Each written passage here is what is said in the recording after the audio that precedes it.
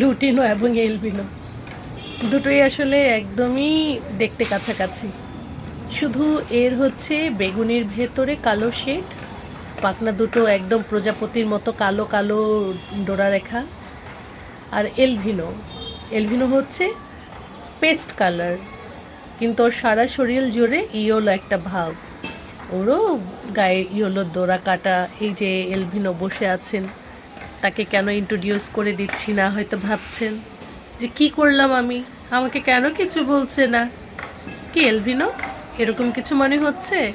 তোমাদের যে ঘরটা সেটা অনেক ময়লা হয়ে গেছে, আজকে এটাকে ক্লিন করাতে হবে, ঠিক আছে? আজ আমি যে ভিডিও দিব, ভিডিওটা কি ভালো আসবে? কি মনোযোগ দিয়ে শুনছো? কি তোমার ডার্লিং কোথায়? ওই যে দেখো, তোমার ডার্লিং ডিম পাড়তে বসছে। দেখো দেখো।